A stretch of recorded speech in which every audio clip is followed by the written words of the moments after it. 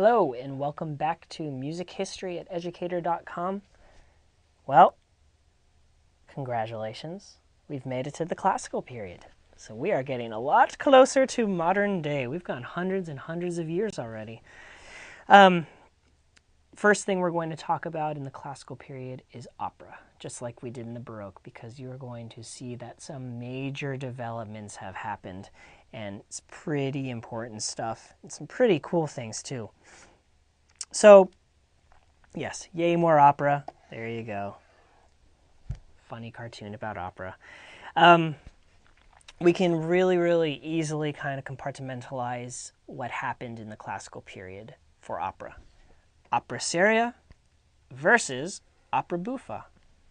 It's really as simple as that. Think of it like a kind of a boxing match between the two. Opera seria, let's kind of review what was happening there. That's the serious opera. That's the one we talked about for the Baroque, towards the end of the Baroque, of course. These are serious texts based on history or legendary tales. Melodramatic.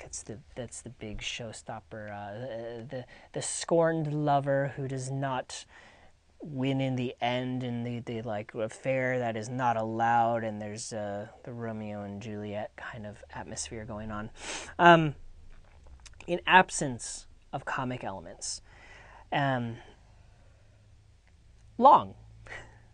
Shall we just put it that way? They were long. Opera seria operas were long. That was the focus on the singer, the da capo aria, if you remember. I mentioned this before, but to go into it in more typical fashion, the singers made as much as 10 times the amount of money than the composer of the opera. So the person who wrote the entire opera gets paid, let's say, $10. And the singer who just sings one part in the opera just for performances makes $100. And when you start multiplying that out, you see why these singers were the rock stars of their day. But the other thing to sort of note is what kind of happened at the opera at this time.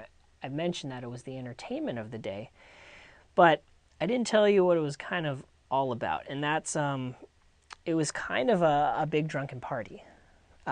The audience members would drink, play cards. They would.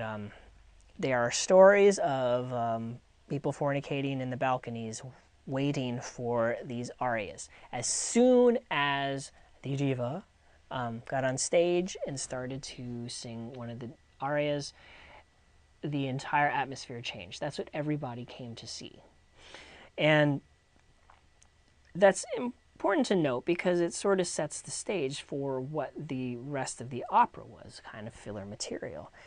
But as we mentioned just before, there's a lot of ornamentation. That's, the improvising part of the da capo aria. And the recitative furthered the plot. That was, once again, the kind of singing like this, and then you say it focuses on the singer, and singers made 10 times as much money as the composer. Audience would typically drink, play cards, waiting for arias.